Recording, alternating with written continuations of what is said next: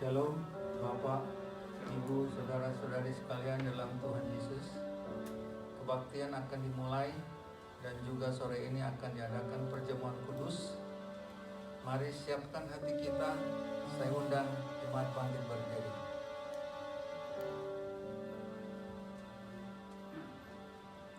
Pembacaan firman Tuhan hari ini diambil dari Efesus 5 ayat yang ke-19 sampai dengan 21. Ephesians chapter 5 verse 19 to 21. Dan berkata-katalah seorang kepada yang lain dalam mazmur, kidung, puji-pujian dan nyanyian rohani. Bernyanyi dan bersoraklah bagi Tuhan dengan segenap hati. Ucaplah syukur senantiasa atas segala sesuatu dalam nama Tuhan kita Yesus Kristus kepada Allah dan Bapa kita.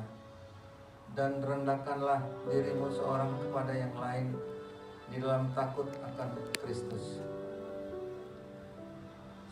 Speaking to one another in psalm and hymns and spiritual song, singing and making melody in your heart to the Lord, giving thanks always for all things to God, the Father, in the name of our Lord Jesus Christ, submitting to one another in the fear of God.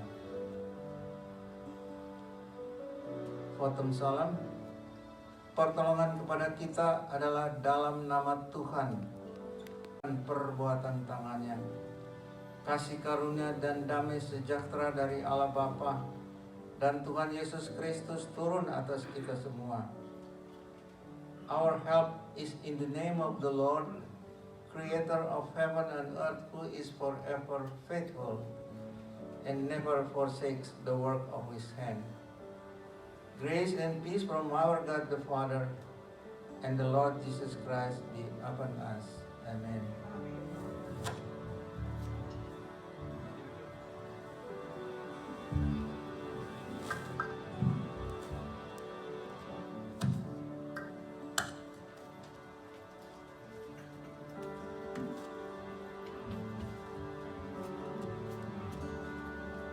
Selamat sore Bapak Ibu Saudara-saudari sekalian. Shalom. Shalom. Puji Tuhan. Mari kita mau agungkan Raja kita di tempat ini. Kita mau elu-elukan Dia di tempat ini. Amin.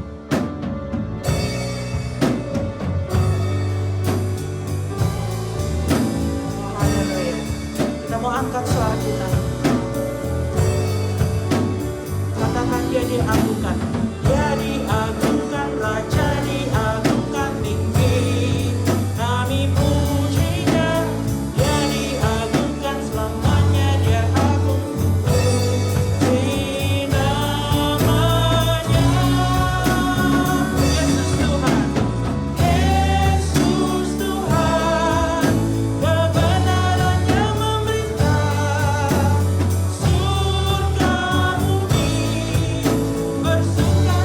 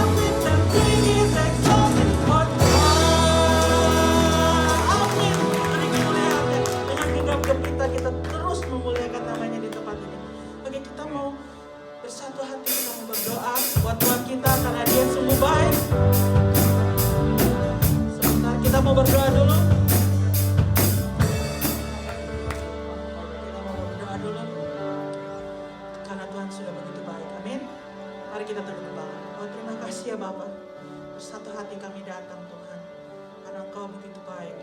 Dengan penuh ucapan syukur kami datang. Karena Engkau sungguh baik di dalam kehidupan kami. Terima kasih ya Bapa untuk penyertaan-Mu, untuk berkat-berkat-Mu, untuk pemeliharaanmu. Oh terima kasih, ini anak-anak-Mu. Sungguh kami siap berbakti. Sungguh kami rindu dan kami percaya hari-hari kami dipenuhi dengan kemurahan daripada-Mu. Hari-hari kami dipenuhi dengan kasih setia daripada-Mu. Untuk itulah kami datang Tuhan. Bukan hanya untuk itu saja, tapi kami ingin mencari Engkau Tuhan. Kami rindu, kami ingin menanti-nantikan Engkau di tempat ini. Oh terima kasih. Ini kami Tuhan siap berbakti, siap memuji, siap memuliakan nama-Mu. Kami percaya sukacita yang baru akan kami alami di tempat ini. Kekuatan yang baru, penyegaran yang daripada-Mu saja. Oh terima kasih ya Bapak, terima kasih. Oh haleluya, amin, puji Tuhan. Now it's time, we're gonna sing My Redeemer Lives. Puji Tuhan, bersuka dengan Tuhan. Kita mau katakan My Redeemer Lives. Katakan I know you rescue.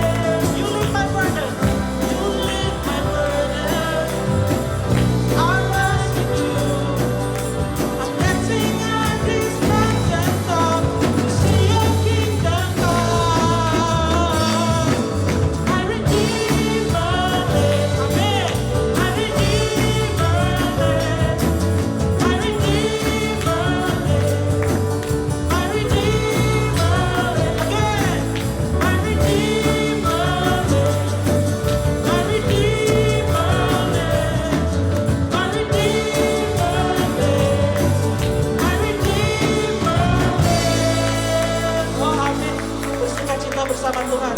Haleluya. Saya persilakan jemaat duduk. Penebusku, dia hidup. Haleluya. Mari kita mau surrender everything to Him. Kita mau katakan, oh to Jesus, I surrender and I freely give. Haleluya. Oh.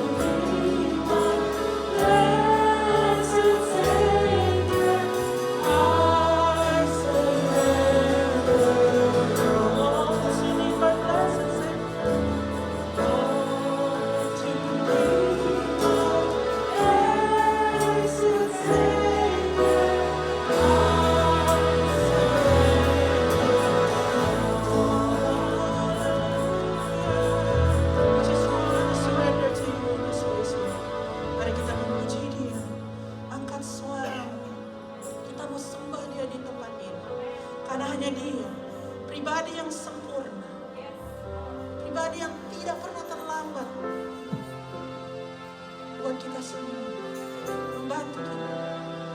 Oh haleluya Yesus. Terima kasih Tuhan, terima kasih. Kami sungguh bangga dipanggil sebagai anak-anak-Mu. Terima kasih. Di tempat ini, we just want to commit ourselves. We just want to open our hearts. Kami mau buka hati kami. We are ready, Lord, for your anointing. Untuk jamahan-Mu. Kami mau berserah penuh, Tuhan. We just want to surrender all of our lives to you. Di hadirat-Mu, di tahta-Mu, Tuhan. Ambil alih seluruh hidup kami, Tuhan. Sembah Dia. Oh, haleluya, Tuhan. Haleluya.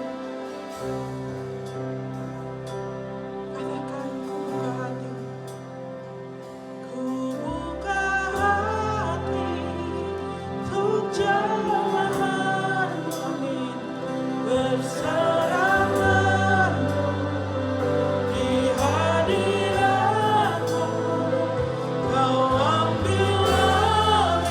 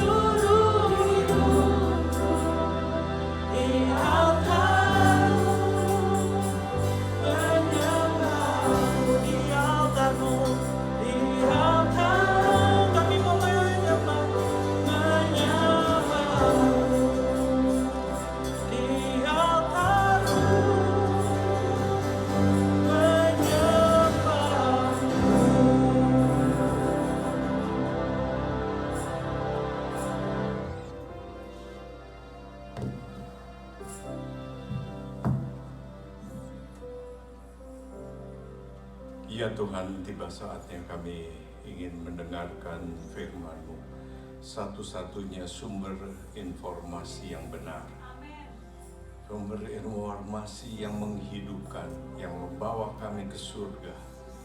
Tuhan, kami mau berserah penuh, kami mau tanggalkan semua informasi yang lain, semua pendapat-pendapat yang lain, semua rencana kami berserah penuh, kami serahkan kepadamu ya Tuhan.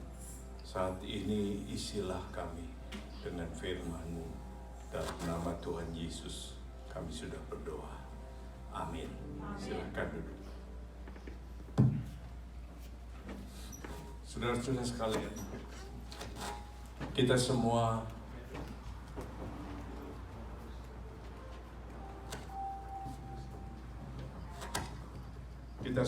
ada saat ini mempunyai rencana, mempunyai pendapat, mempunyai keinginan, semua karena informasi yang masuk ke dalam pikiran kita. Ada orang yang tidak mau divaksin karena informasi yang dia masuk kepada dia bahwa vaksin itu berbahaya, tidak berguna. Yang lain berusaha untuk divaksin karena informasi yang masuk pada dia, vaksin itu biar bagaimanapun juga berguna, biar bagaimanapun juga lebih baik daripada tidak ada. Kita ada semua oleh karena informasi yang kita terima. Dan demikian juga dengan hidup kita.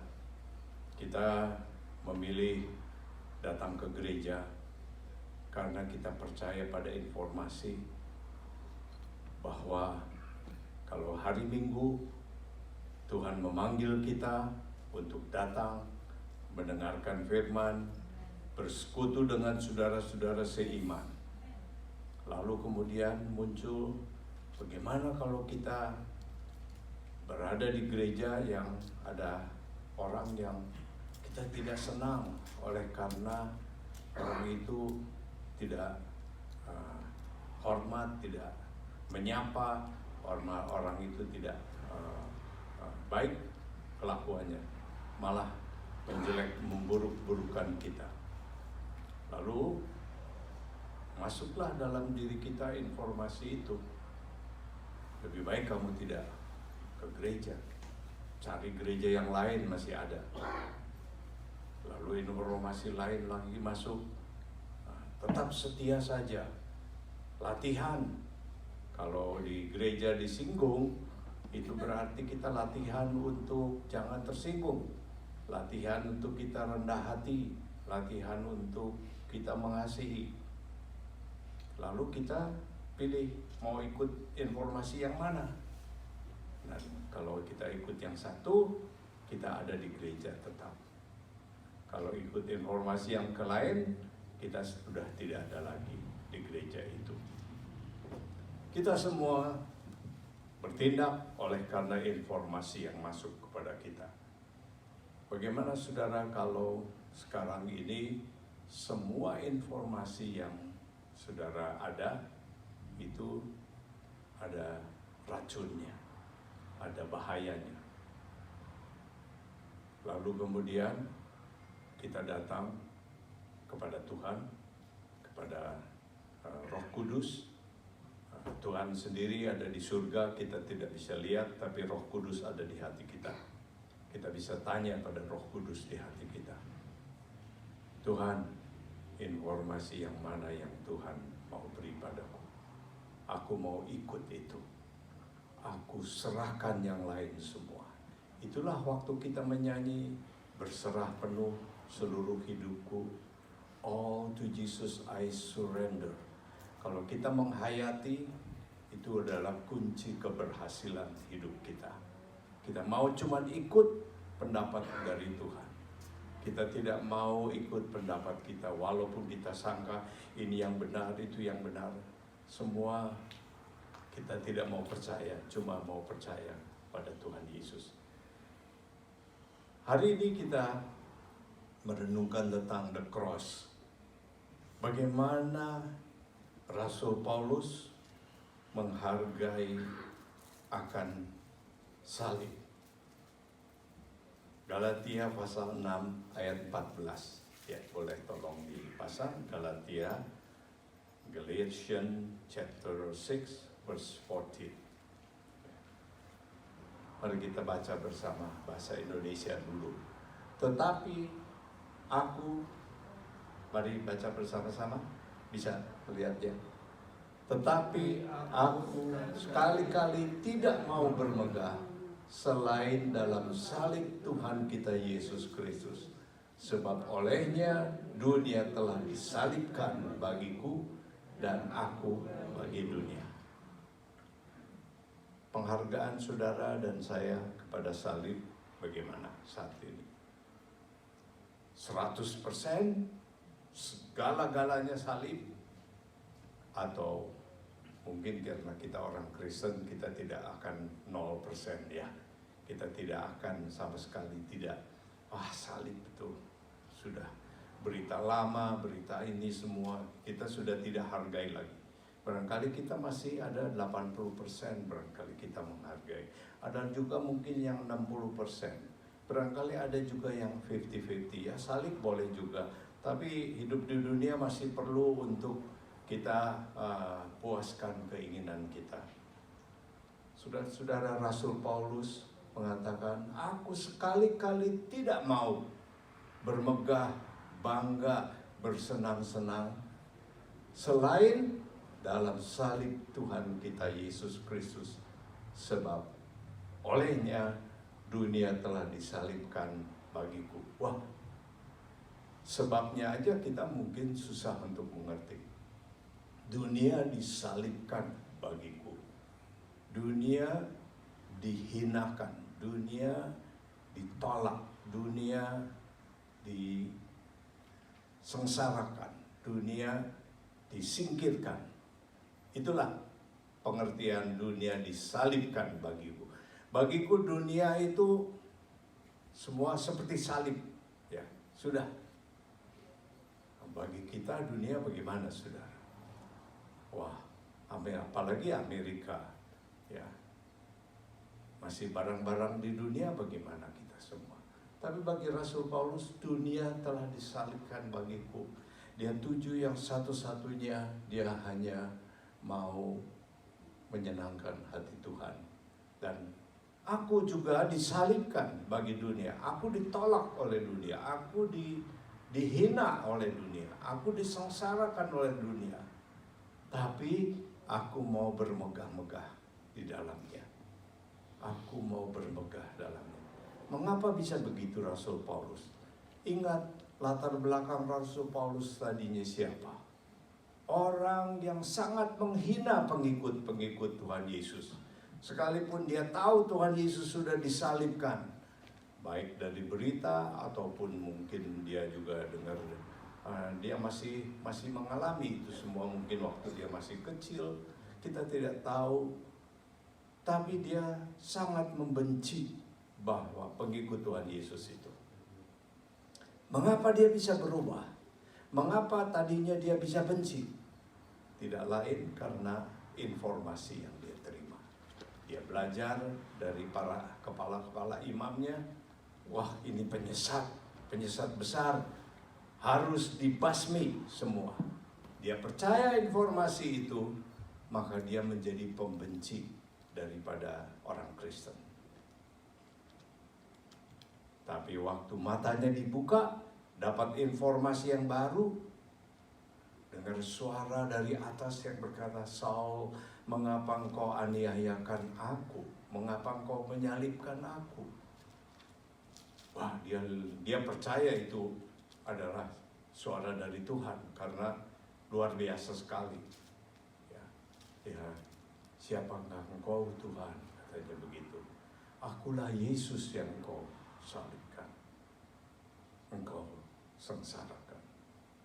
Dia berubah, dia banting setir karena dia dapat informasi yang betul. Saudara, kita semua dapat informasi tentang kesehatan, Kita dapat informasi dokter ini, dokter itu, dan sebagainya.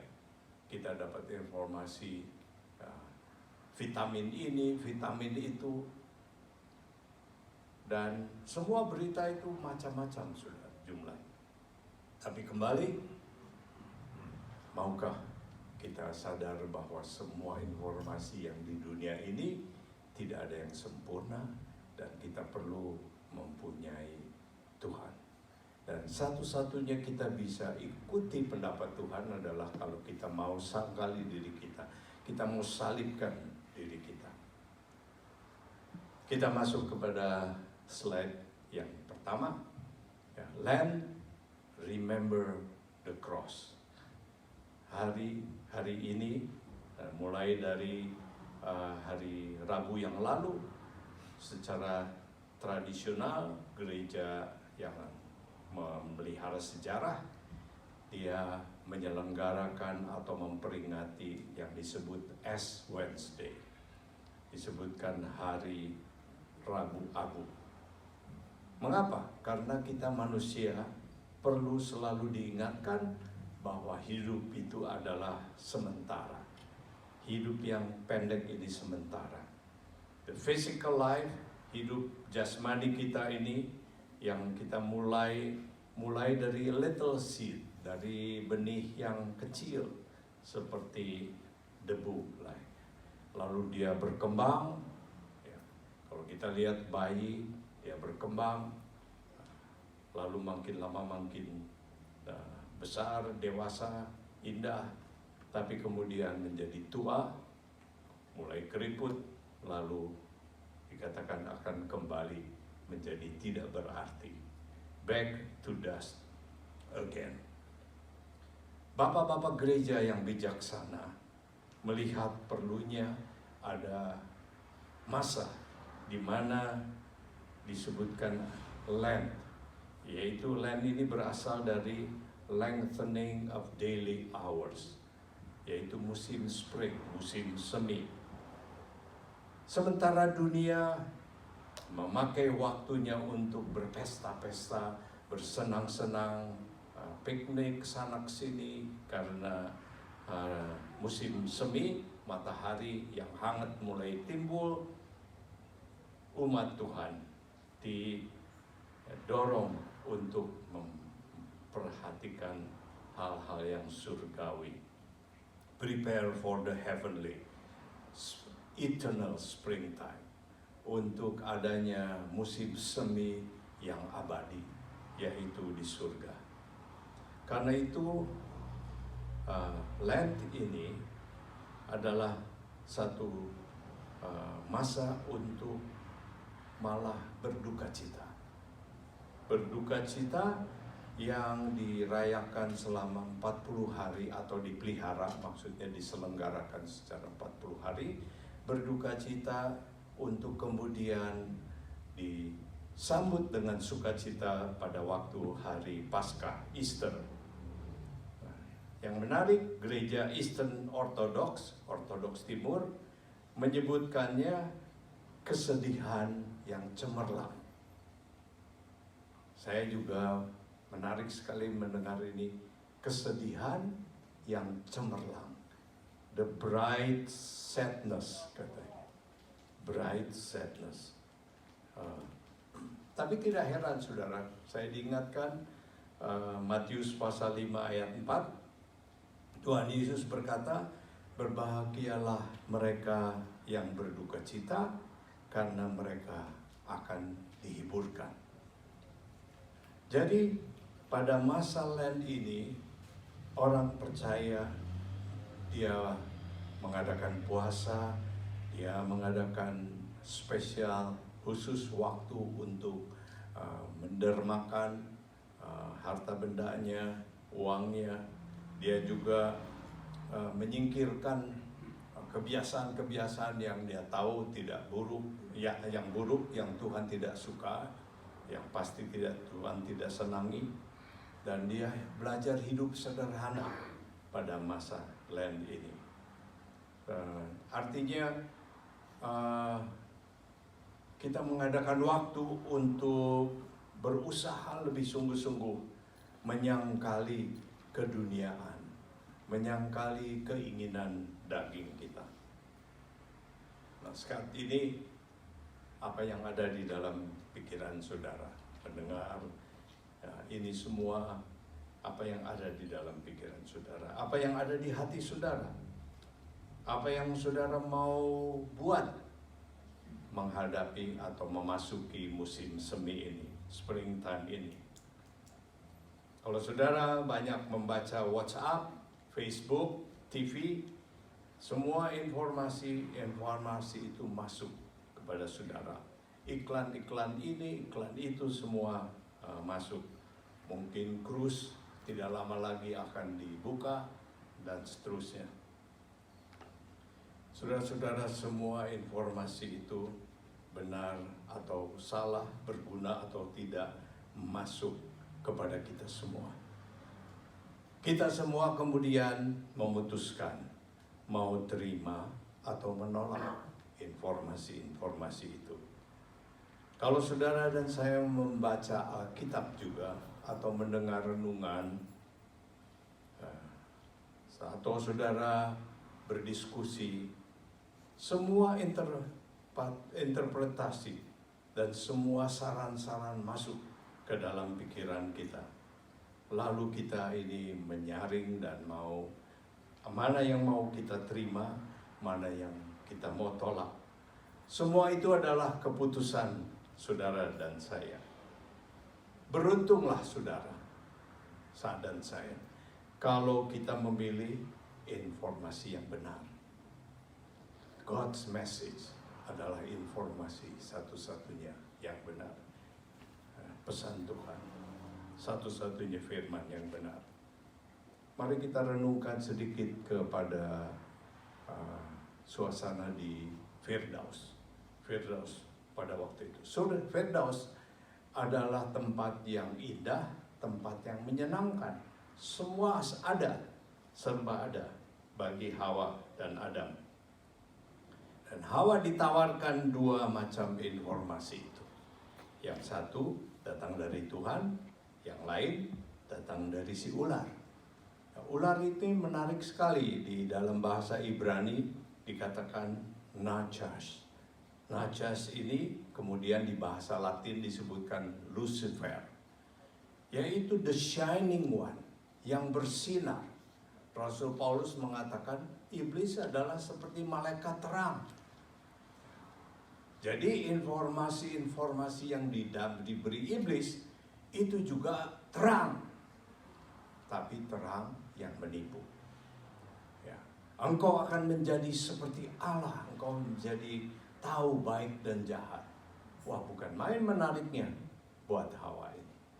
Dan saudara-saudara, cerita Hawa sudah lewat, tapi buat kita masih bisa jadi peringatan. Apa yang iblis tawarkan pada saudara dan saya bisa menarik sekali.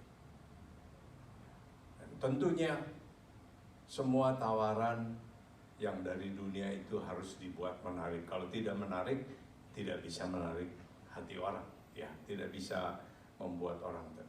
Para salesman juga harus berusaha menarik hati orang dengan cara apa saja. Saudara-saudara, kesalahan memilih informasi ini disebutkan misinformation, berakhir dengan kehilangan yang luar biasa besarnya. Kita semua ini adalah korban daripada Hawa memilih informasi itu. Dengan pendek kita bisa katakan paradise became thorny field.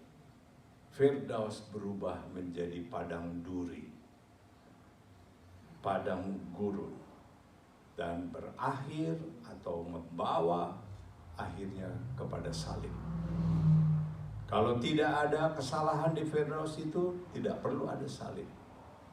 Oleh karena ada kesalahan itu, maka ada salib. Salib adalah the most cruel, yang paling kejam, most painful, most humiliated death. Kematian yang paling kejam, paling menyakitkan, paling merendahkan. Dan itulah sebenarnya adalah destiny daripada kita semua. Terminal akhir daripada kita semua. Seharusnya ada di situ kita semua. Baik itu secara literal ataupun secara metaphorical, secara harafiah ataupun secara ilustrasi, kiasan, itulah destiny dari kita semua. Kalau kita lihat tragedi peperangan yang ada di Ukraina sekarang ini, kalau kita lihat cuplikan-cuplikan filmnya, itu hanya menjadi contoh yang kecil sekali daripada apa yang sebenarnya terjadi seandainya Tuhan membiarkan manusia yang mengontrol hidup. Andai kata Tuhan bilang, Tuhan tidak usah menghukum saudara, biarkan saja. Silahkan Hawa sama anak-anaknya semua sampai keturunan sampai kita sekarang ini, silahkan mau apa, celaka kita. Kita meningkat kepada yang kedua, mari kita renungkan tentang crucifixion ini, penyaliban. Ada 3 hal yang saya ingin bagikan pada saudara. Sin caused by misinformation. Dosa diakibatkan oleh karena misinformasi yang diterima ini. Yang kedua, dosa ini memimpin kepada penyaliban.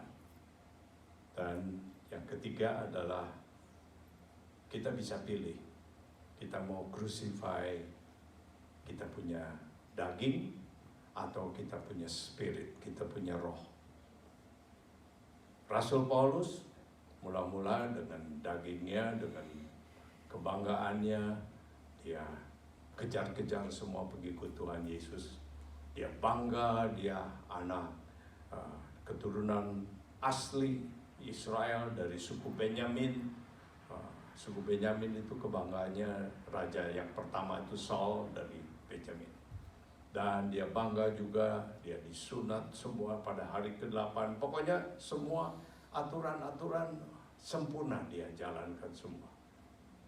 Tapi waktu dia menyadari itu adalah misinformation yang akan memimpin dia masuk neraka. Pada waktu itu dia banting setir, sekarang dia sangkali semua itu, dia salibkan semuanya untuk membebaskan rohnya, free his spirit. Ya.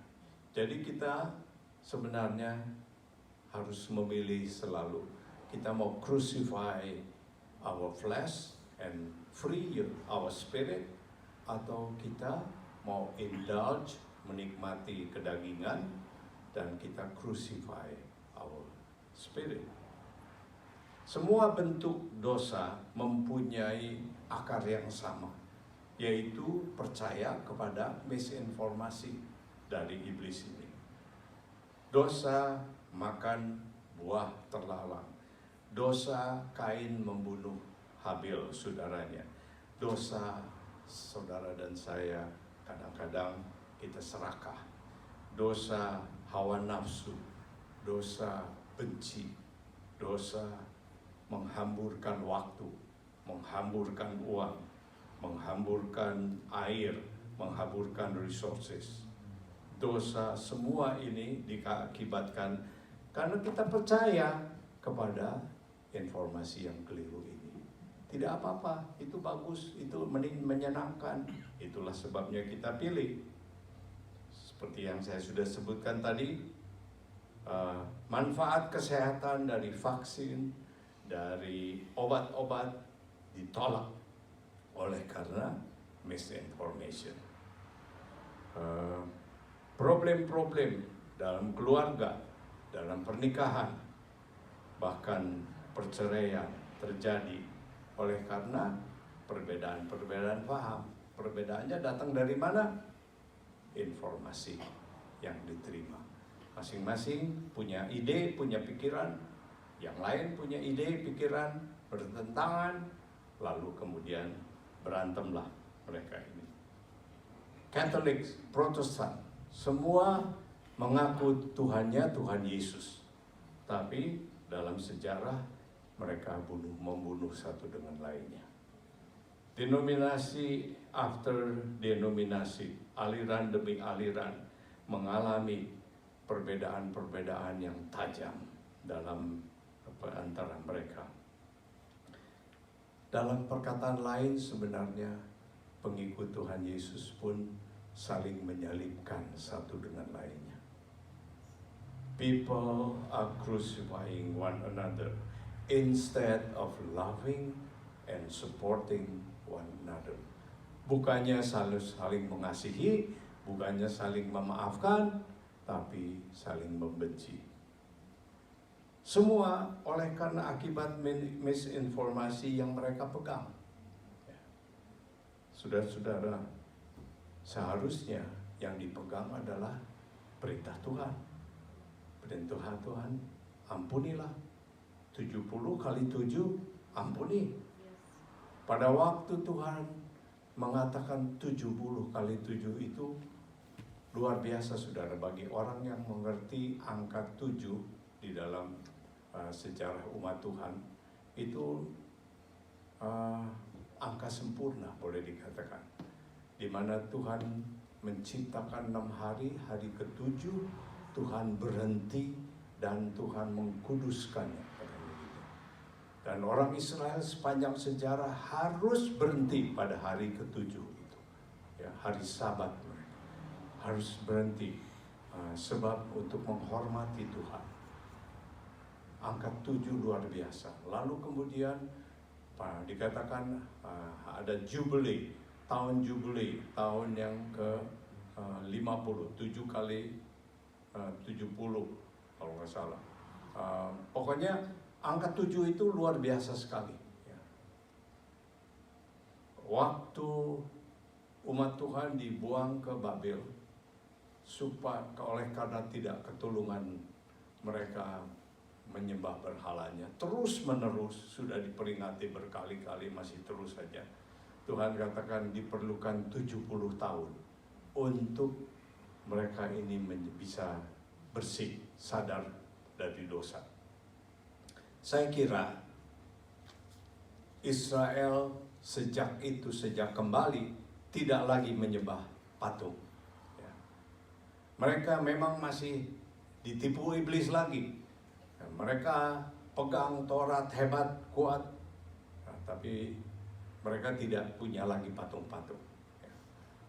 Jadi angka 70 kali 7 itu waktu Tuhan sebutkan itu bukan cuma matematik, saudara.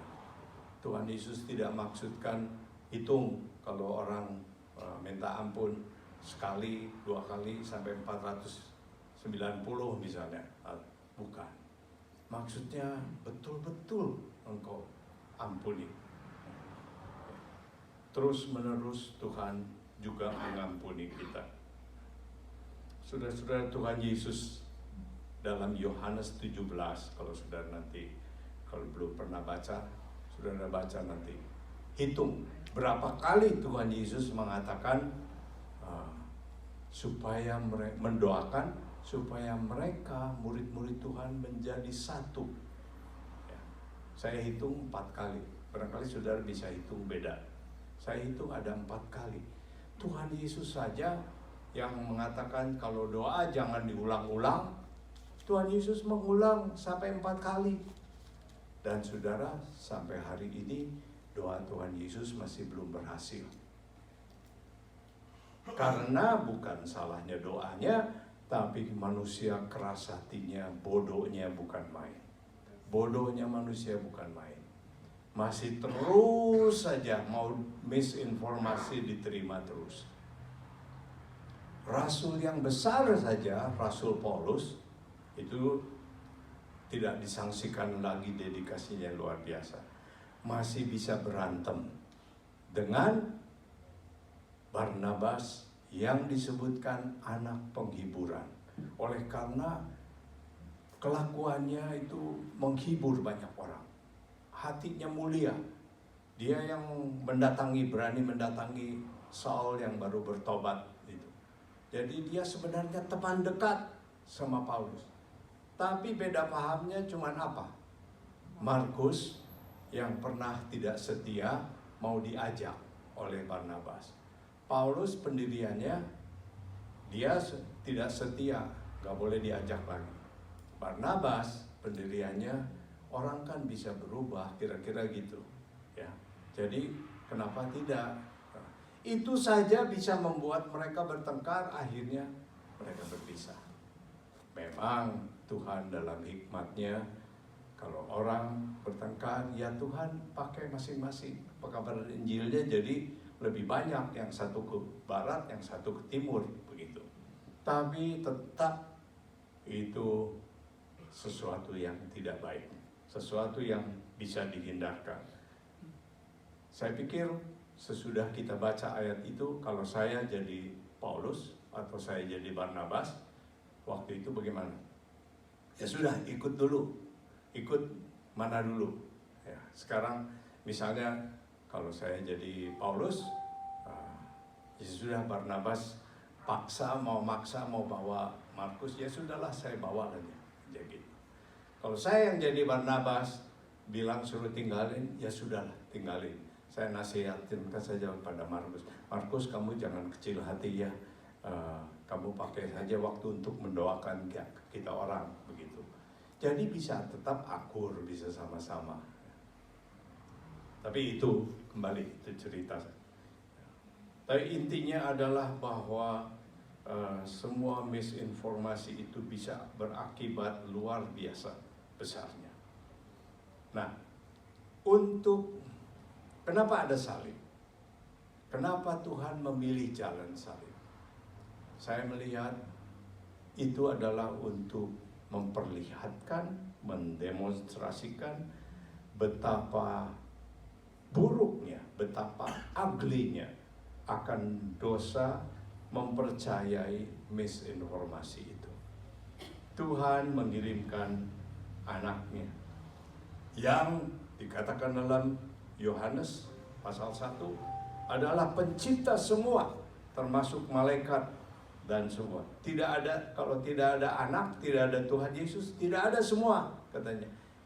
Untuk menegaskan bahwa semua diciptakan oleh Tuhan Yesus atau lewat Tuhan Yesus. Tuhan Yesus yang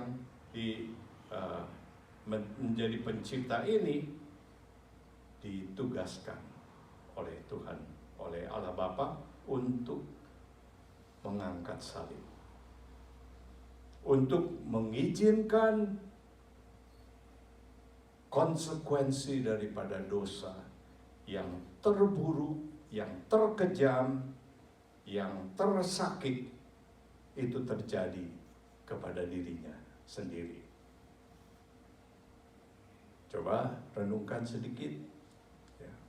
Ada orang yang berkata begini, kalau kita memandang sesuatu, misalnya memandang sunset, lihat sekali, coba lihat kedua kali, pasti dapat sesuatu yang lain. Lihat ketiga kali, dapat sesuatu yang lain. Kalau kita memandang salib, coba kita lihat 3 kali. Kita bisa melihat level kedalaman nanti, bagaimana akan salib ini mempunyai makna yang luar biasa. Kita yang sudah bisa memandang salib sampai level yang dalam, tidak mungkin lagi kita jatuh kepada mencurigai Tuhan, kasih Tuhan. Tidak mungkin. Biarpun doa kita tidak dijawab, biarpun kita dikecewakan ini dan itu, begitu kita menengok ke salib, tidak bisa kita bilang Tuhan gak sayang, Tuhan gak adil, tidak bisa. Adalah satu kebodohan, dan mematikan kalau kita meragukan akan Tuhan. Ini tertulis dalam Mazmur pasal 49 ayat 13-14. Saya tersentuh waktu saya membaca Contemporary English Version.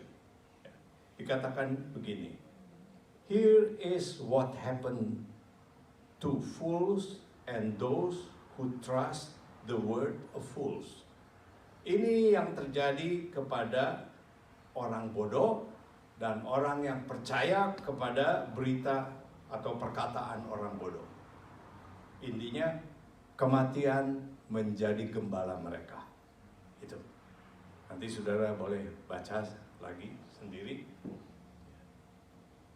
Jadi, kalau kita percaya kepada orang bodoh dengan berita bodoh, maka kita menjadi dituntun oleh kematian. Oleh sebab itu, tidak henti-hentinya kita harus datang kepada Tuhan, minta Roh Kudus menuntun kita. Jangan sangka bahwa kalau kita membaca Alkitab dengan tinggi hati, kita bisa mengerti firman Tuhan. Kita bisa tahu tentang kebenaran.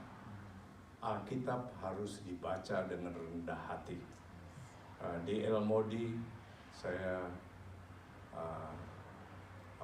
saya ikuti teladannya.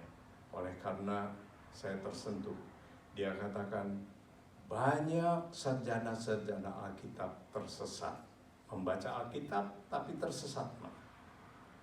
Dan kalau dilihat cuma satu, karena sombong. Banyak orang yang pernah dipakai Tuhan hebat, tapi jatuh karena sombong. Jadi, kalau kamu membaca Alkitab, berdoalah, membacalah di lututmu katanya, dengan berlutut. Waktu itu saya praktekkan, saudara. Ya. Sekarang memang sesudah tua, saya kadang-kadang baca Alkitab juga sambil tidur, tiduran begitu. Tapi hati saya terus berlutut. Hati saya kalau ketemu ayat yang aneh, yang rasanya, kayaknya kok tidak masuk akal, langsung saya berlutut, tidak, ini mesti betul.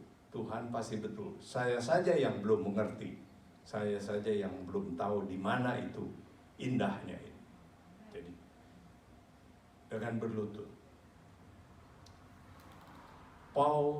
Paulus sebelum dia bertobat, dia mengikuti akan misinformasi itu. Karena itu dia menyalibkan Tuhan Yesus atau pengikutnya, sama saja menyalibkan pengikut Tuhan Yesus. Kata Tuhan Yesus, menyalibkan aku, ya. Tapi begitu matanya terbuka, dia pilih untuk menyalibkan dagingnya. Itulah yang kita baca tadi. Aku tidak mau bermegah lain kecuali di dalam salib Kristus. Karenanya dunia tersalib bagiku dan aku bagi dunia. Dia percayanya yang lama itu adalah percaya akibat misinformation, disinformation, karena informasi yang salah. Informasi itulah yang menyalibkan akan pengikut Tuhan Yesus. Dan dengan demikian menyalibkan akan rohnya. Kita juga bisa disesatkan dengan mendukacitakan akan roh, melukai roh kita ini. Karena itulah maka kita perlu kita berdukacita yang cemerlang tadi. Perlu kita sekali-sekali menyangkali dirinya. Kalau kita biasa begini, cobalah kita belajar. Dan kalau kita nyanyi All to Jesus I Surrender, cobalah tahu malu sedikit ya. Artinya kalau kita All to Jesus itu jangan nyanyinya bangga-bangga. Saya kira kalau kita betul-betul menyelami berapa banyak sih kita surrender sama Tuhan Yesus, kita malu, saudara. Tapi bukan artinya jangan nyanyi itu, nyanyilah. Tapi dengan hati yang bertobat, hati yang mau, ya saya mau lebih banyak lagi, saya mau lebih banyak lagi. Sekarang ini kalau kita menyebutkan all, itu adalah berupa doa, berupa keinginan kita untuk surrender betul kepada Tuhan. Tapi kita mengakui bahwa kita belum bisa. Tapi kita mau terus berserah kepada Tuhan. Mari saudara-saudara kita baca kitab Galatia pasal yang ke-5 ayat 24. Kita baca bersama-sama. Kita mulai. Barang siapa menjadi milik Kristus Yesus, ia telah menyalibkan daging dengan segala hawa nafsu dan keinginannya. Ingat itu saudara ya, bahwa kalau kita dibaptis itu sebenarnya kita tekan kontrak sama Tuhan. Tuhan, saya mau mati begitu bersama. Mati dari hidup yang lama. Sekarang saya hidup adalah hidup karena Kristus, karena Tuhan. Jadi informasi saya cuma mau yang dari Tuhan saja. Yang lain-lain semua kita singkirkan. Kita cuma mau ikut Tuhan saja. Kita mau percaya Tuhan saja. Sekalipun misalnya kita lihat hidup kita malang ya semua. Ini rugi, ini susah, ini sakit, ini apa. Tapi Tuhan Yesus katakan, bersukacitalah kamu. Bagaimana saudara? Kalau kita sudah mati, betul-betul kontrak mati, dan kita mau ikuti hidup yang baru, kita pegang perkataan Tuhan Yesus. Ya Tuhan, sekalipun dagingku merasa aku ini malang, tapi rohku, dalam roh aku percaya kepada perkataan Tuhan. Aku ini beruntung dalam Tuhan. Aku ini anak raja. Gitu. Walaupun orang luar melihat aku anak kere, tapi aku anak raja. Begitu. Ya. Jadi kita tidak bikin malu Tuhan. Kita ini anak raja. Saudara-saudara, saya praktekkan sedikit demi sedikit akan ajaran Tuhan itu. Yang saya praktekkan adalah ketika ada berita di kantor saya, waktu itu saya masih bekerja, akan terjadi layoff besar-besaran. Saya rasanya akan naik pangkat, karena saya rasanya kerjanya cukup bagus. Tapi ada suara kecil, bagaimana kalau kamu juga di layoff, termasuk yang di layoff? Lalu sepertinya muncul jawaban dari saya kira mungkin dari Roh Kudus. Jangan bikin malu nama Tuhanmu, katanya gitu. Jadi waktu orang lain banyak yang ada yang menangis, ada yang marah waktu di layoff, saya cuma sedikit kaget saja. Oh, saya juga kena kok gitu. Tapi tidak menjadi apa. Dan saya, Ibu Isya mungkin bisa ceritakan bagaimana saya beritakan saya di layoff kepada Ibu Isya. Itu dengan tenang saja saya bilang saya di layoff gitu. Karena ada jaminan saya ini milik Tuhan. Dan terbukti saudara, Tuhan tidak mempermalukan orang yang percaya kepadanya. Saya mendapat pekerjaan yang terbaik setelah itu. Jadi bukannya turun, malah luar biasa baiknya.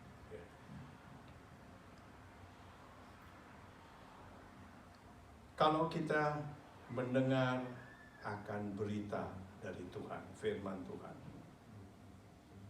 lalu dalam hati kita atau dalam pikiran kita muncul kata, apa iya?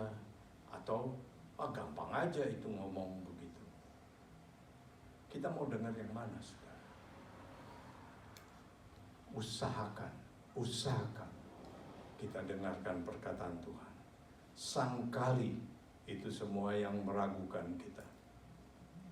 Sebagai contoh ini, saya sedang bergumul soal firman Tuhan yang berkata, kalau kamu berdoa dan seolah-olah kamu sudah menerimanya, kamu akan menerimanya.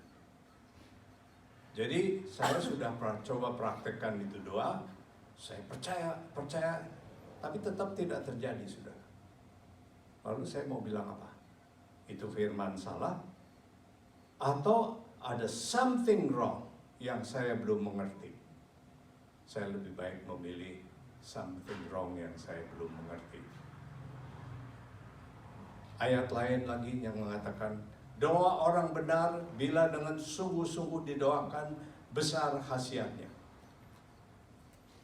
Saya rasanya sudah benar. Semua tentu benarnya dibenarkan dalam Tuhan. Tidak bisa kita 100% seperti Tuhan Yesus. Kalau itu ya nggak usah ada ayat itu ya. Nah, karena tidak ada yang bisa mencapai.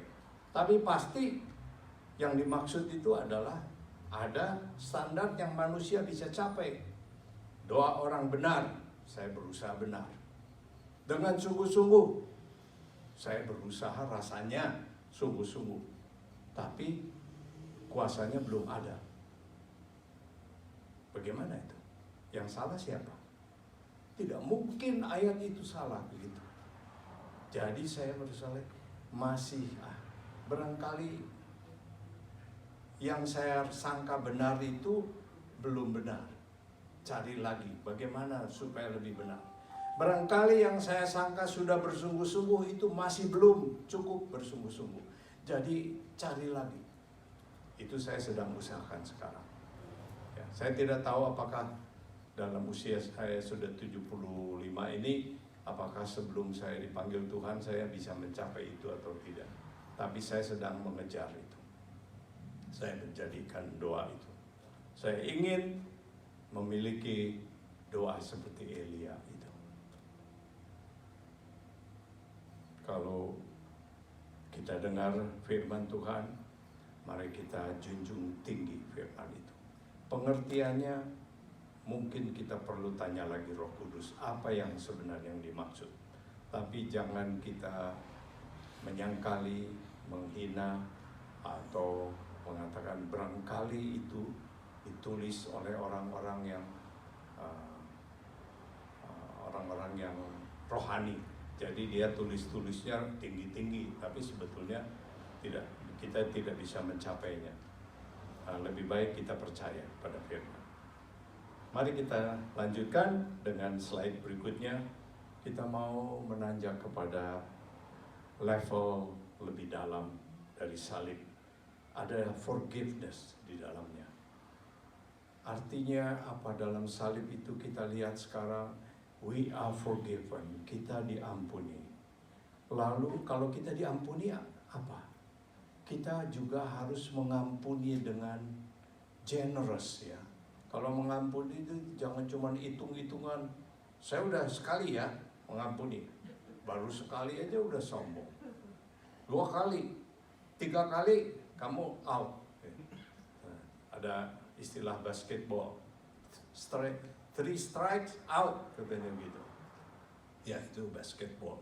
Tapi dalam Tuhan 70 kali 7. Jadi jangan mengecilkan kata-kata Tuhan Yesus 70 kali 7 itu. Berusaha capai itu ya. To forgive others generously. Lalu topik ketiga yang kita mau renungkan adalah apa maksud Tuhan Yesus dengan mengajarkan yang susah-susah seperti ini? Sebenarnya kalau dilihat Tuhan itu mau membangun satu keluarga yang berterima kasih semua, yang ada kasih semua. Karena dia sudah diampuni begitu hebat, maka dia diajak untuk mengampuni juga lebih hebat, lebih banyak. Coba bayangkan saudara kalau Presiden Ukraine yang sekarang punya magic power ya, dia punya kekuatan magic yang bisa membunuh Presiden Putin. Ya, ini cuma bayangkan saja. Tapi dia tidak pakai itu kuasa. Karena dia kalau pakai dia takut Rusia nanti jadi chaos, jadi kacau kalau Putin itunya dibunuh. Jadi dia milih serahkan dirinya sendiri supaya dia dibunuh aja. Tapi dipesan perang berhenti, rakyatnya diselamatkan. Dia lalu kemudian cuma minta negara sama negara saling hidup berdampingan, dengan damai, ampuni satu sama yang lain. Ya. Bayangkan bagaimana ibu-ibu akan berterima kasih ya saudara. Ibu-ibu yang khawatir anaknya yang menjadi tentara akan mati. Mereka semua akan bersyukur. Tuhan Yesus berbuat jauh lebih dari itu. Lebih mulia daripada seorang presiden. Dia yang mencipta semua dari tidak ada menjadi ada. Dan dialah kemudian yang disalibkan. Semua kita ini, kalau kita ikuti tadi, sebenarnya kitalah yang harus disalib itu. Kitalah yang harusnya masuk ke dalam kematian yang mengerikan itu. Kalau Tuhan menghabiskan kita semua dengan air bah seperti zaman Nuh, atau dengan api seperti zaman Sodom Gomora, Tuhan tetap adil, saudara. Kalau Tuhan basmi kita semua manusia itu, Tuhan tetap adil sebenarnya. Dan kita ini tidak bisa ngomong apa-apa. We are speechless, tidak bisa bela diri apa-apa. Tapi bukan begitu. Tuhan itu dia menundukkan diri serendah-rendahnya dalam mengizinkan orang-orang yang berdosa itu menyalibkan dia. Saudara dan saya, kita semua personally forgiven. Secara pribadi kita ini diampuni. Maka betapa berterima kasihnya kita ini harusnya. Betapa berterima kasihnya kita ini. Jadi kalau kita berterima kasih, marilah kalau Tuhan ajarkan kita ampuni orang yang bersalah pada kita. Berusaha mati-matian ya untuk melakukan itu karena taat kita kepada Tuhan. Dan Tuhan punya tujuan lain yang lebih indah dari itu. Dia mau kita belajar untuk juga mengampuni orang lain. Nah, suatu hari seorang pendeta berusaha untuk mengkaunsel seorang gadis muda. Dia sudah berusaha bagaimanapun juga tidak bisa menerangkan sampai gadis ini bisa merasa bahwa Tuhan itu menyintai dia. Lalu dia pastor ini merasa terinspirasi untuk bertanya, barangkali Anda ada seseorang yang Anda tidak bisa ampuni, katanya. Langsung dia jawab, ya betul, saya tidak bisa mengampuni bagaimana orang tua saya sangat kejam pada saya, katanya. Dan pendeknya, dia kemudian dipimpin untuk berdoa supaya boleh melepaskan pengampunan itu. Pada saat dia mau mengampuni, aliran kasih Tuhan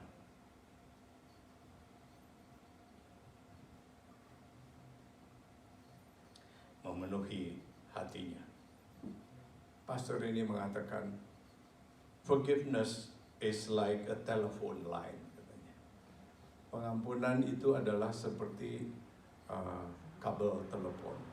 Kalau Anda putuskan karena tidak mau dengar suara yang Anda tidak suka, saudara juga tidak bisa dengar dari suara yang sebetulnya Anda inginkan. If you cut off that line because you don't want to communicate with someone who had hurt you, you cannot receive any call.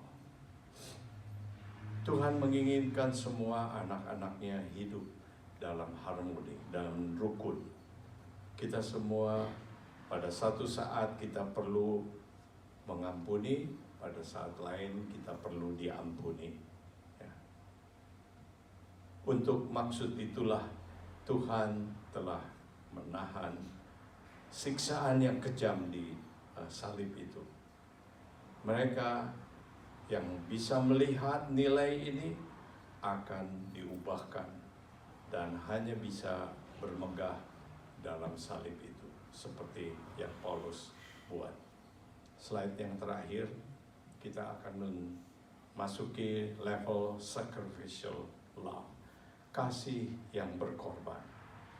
Kasih selalu berkorban, kasih sejati. Dan kita juga mau mengingat akan salib. Dan kita ingat bahwa semua itu merupakan bukti daripada kasih. Korban ada bukti bahwa kita mengasihi. Seorang ibu banyak berkorban dari kehidupannya oleh karena dia sayang kepada anak-anaknya. Tuhan bahkan telah mendesain atau mencipta di dalam dunia hewan, misalnya seekor induk ayam, dia dengan berani dia melawan akan elang, eagle, falcon yang mau menerkam akan anaknya. Dia berani melawan.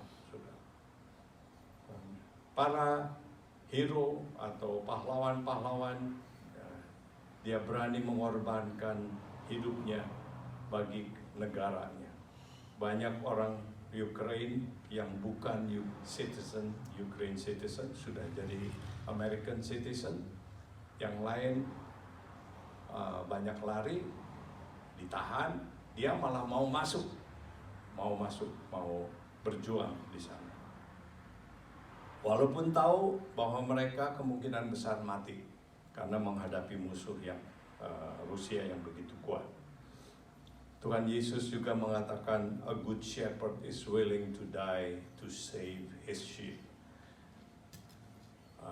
Gembala yang baik sedia untuk mati untuk menyelamatkan akan domanya. Tuhan tahu, dia sendiri jalankan bagaimana kasih itu dengan berkorban. Tuhan berkorban meninggalkan akan surga yang mulia, tempat dia dimuliakan di sana. Dan selama hidupnya di dunia ini, dia banyak berkorban. Apa-apa yang baik di dunia ini dia berkorban. Rumah, dia tidak perlu. Dia bilang serigala punya tempat, kata lubangnya, tapi anak manusia tidak punya. Terus penerus Tuhan itu lewat, karena dia berbelas kasihan, Tuhan itu mengasihi orang yang memerlukannya. Jadi pada level ketiga, kalau kita memandang kepada salib ini, the world see for the first time the greatest sacrificial love ever happened on earth. Tuhan memilih untuk mengizinkan semua hal atau dosa yang kekejaman, dosa kejam yang sangat tidak bisa dilukiskan dengan kata-kata ini, mengenai kepada semua bagian tubuhnya. Dari kepala dikenakan mahkota duri sampai kepada tubuhnya, depan belakang dicambuk, ditinju mukanya, kaki tangannya ditusuk oleh paku. Physical, emotional, spirit semua dihantam. Dia dihantam dengan pukulan, dengan ludah, dengan duri, dengan cambuk, dengan paku. Dia bisa dengan mudah menghabiskan semua itu lawan-lawannya. Tapi apa yang keluar dari mulutnya adalah Father, forgive them. Bapa, ampunilah mereka. Bisakah saudara membayangkan betapa besarnya kasih yang ada seperti itu? Kalau kita tidak bisa tergerak oleh kasih yang begitu besar, betapa tidak berterima kasihnya kita ini, ya. Atau betapa butanya kita ini. Barangkali seperti gadis yang tidak bisa merasakan kasih Tuhan ini, kita barangkali juga telah memutuskan akan tali kasih itu dengan membenci akan orang lain. Hari ini di dalam perjamuan kudus, mari kita ingat akan salib, mari kita bermegah di dalam salib Tuhan. Dan mari kita angkat salib kita yang kecil. Pick up our own little cross dan masuk dalam barisan bersama Tuhan, Juru Selamat kita. Amin. Saya undang Ibu Baby dan Ibu Yanti yang akan bertugas untuk maju ke depan. Dan juga para penyanyi, silakan.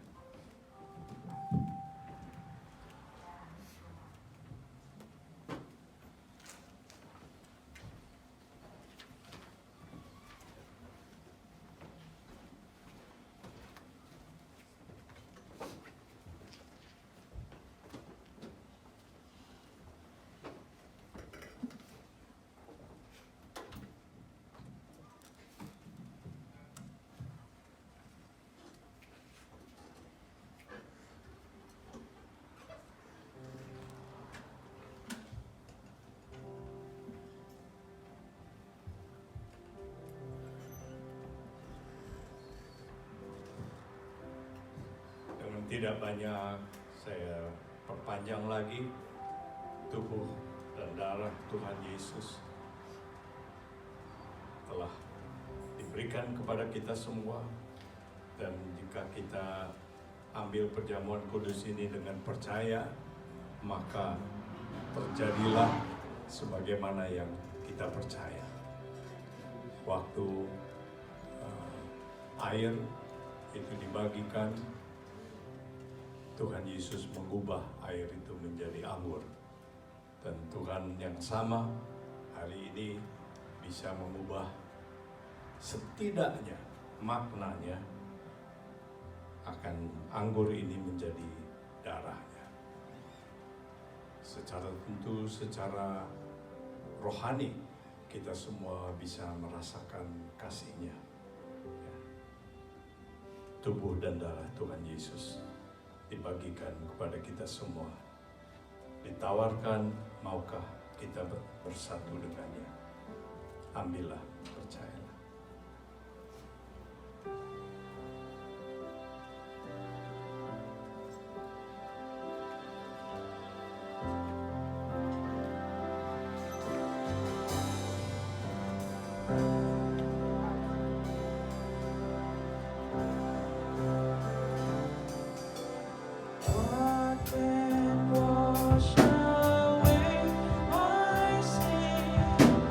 Nothing but the blood of Jesus.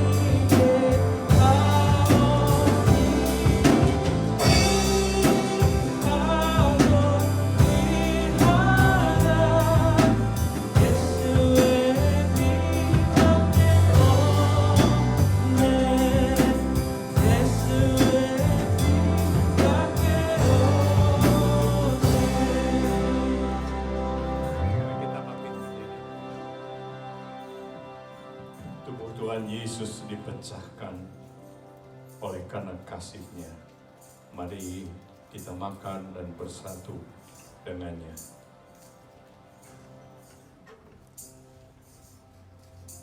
Dalam nama Yesus.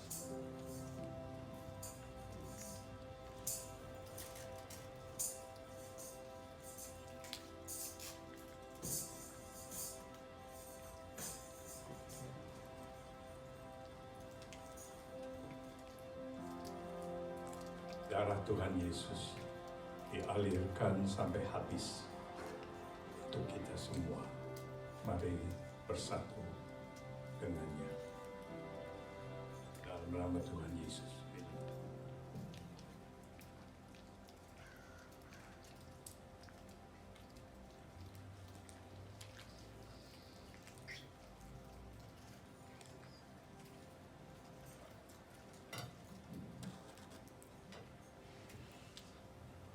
Mari kita berdoa.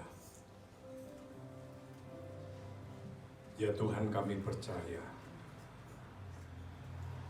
bahwa tubuh dan darah Tuhan sudah dipecahkan, dialirkan oleh karena kasih-Mu yang tidak ada batasnya.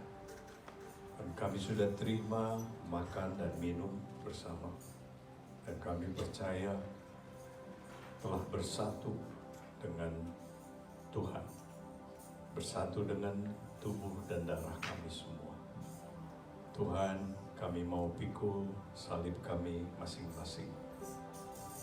Kiranya Tuhan memberi kekuatan, Tuhan memberi bimbingan terus agar kami tidak salah menerima informasi, tidak salah menafsirkan firman-Mu, tidak salah untuk mendengarkan suara-Mu.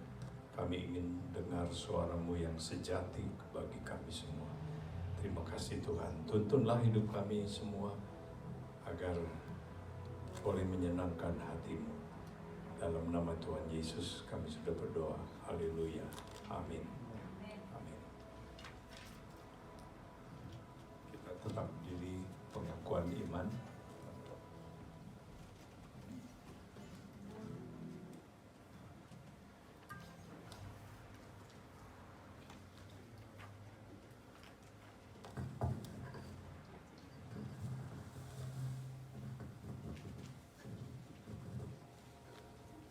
Kita mengakui pengakuan iman rasuli, kita ucapkan bersama-sama. I believe in God, the Father Almighty, Creator of heaven and earth. I believe in Jesus Christ, His only Son, our Lord. He was conceived by the power of the Holy Spirit and born of the Virgin Mary. He suffered under Pontius Pilate, was crucified, died, and was buried. He descended to the dead. On the third day he rose again. He ascended into heaven and is seated at the right hand of the Father. He will come again to judge the living and the dead. I believe in the Holy Spirit, the Holy Universal Church, the communion of the saints, the forgiveness of sins, the resurrection of the body, and life everlasting. Amen. Jemaat dipersilakan duduk dan kita akan berdoa untuk persembahan. Mari kita berdoa. Tuhan Yesus, terima kasih untuk firman-Mu hari ini. Biarlah firman yang kami sudah dengar dapat kami lakukan dalam kehidupan sehari-hari. Terima kasih atas kebaikan-Mu, atas kasih setia-Mu.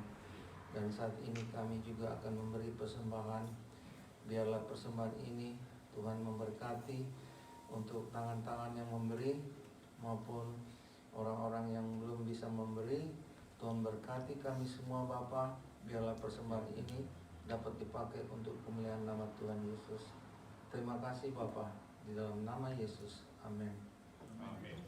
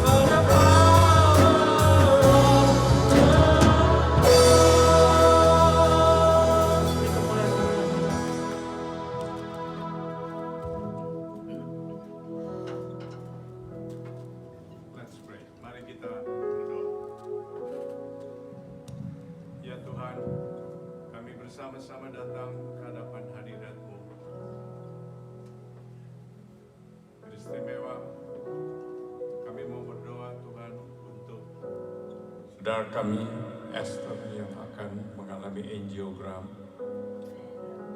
biarlah kali ini kami melihat, Esther boleh melihat akan jamahan Tuhan. Berikan ke dia kesembuhan sama sekali ya Tuhan. Berikan kepadanya hasil yang baik. Kesembuhan yang dari Tuhan kami rindukan ya Tuhan. Kami juga berdoa supaya ia tidak usah menderita dengan pengobatan ini atau prosedur ini ya Tuhan.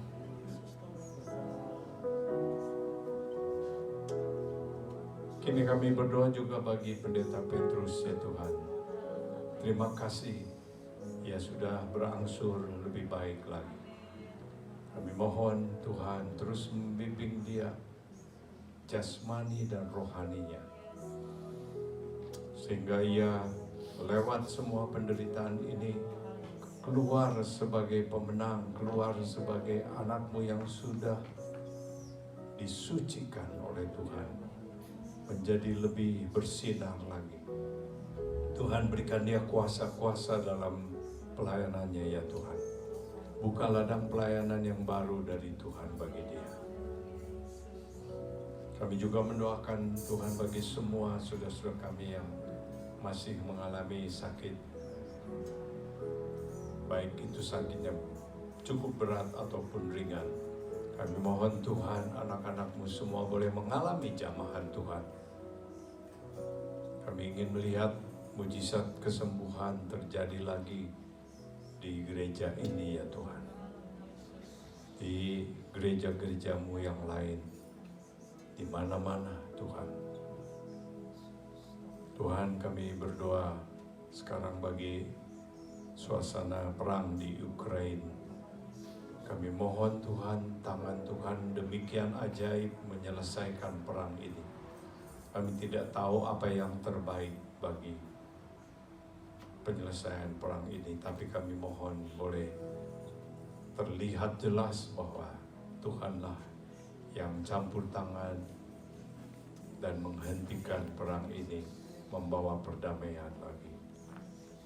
Tuhan, bagi mereka yang sekarang masih mengungsi di mana-mana, berikan pertolongan-pertolongan mereka, berikan orang-orang yang digerakkan Tuhan untuk menolong mereka semua.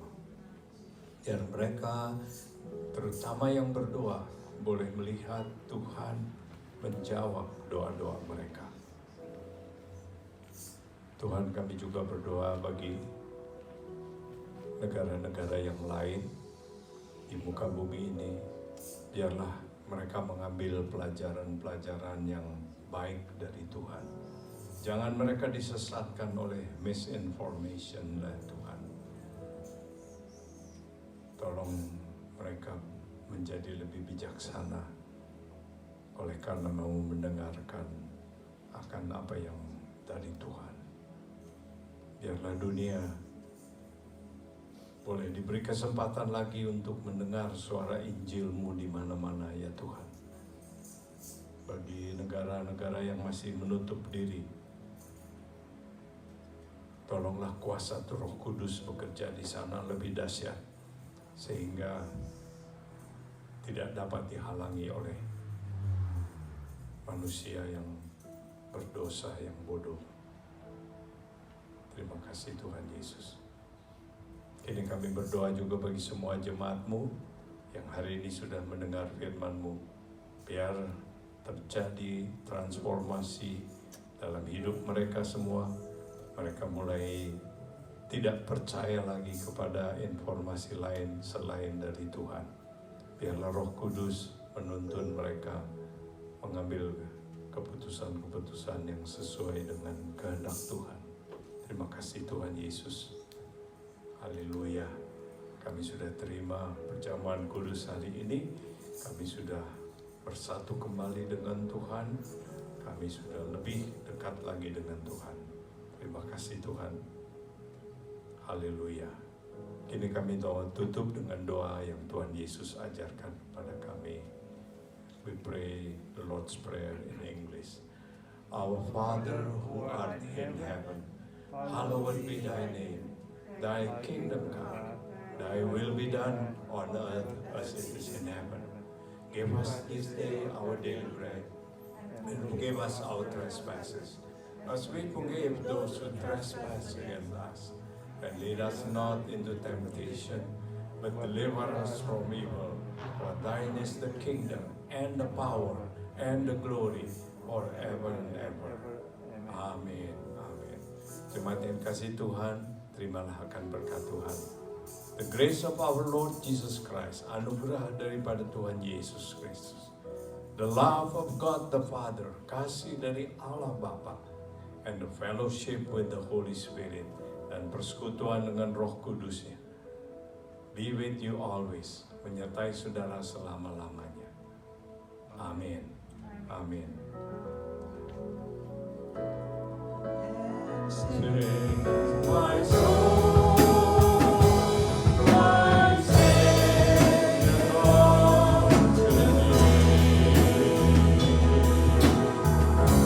How great thou art, how great thou art. Then sings my soul, my Savior unto thee. How great thou art, how great thou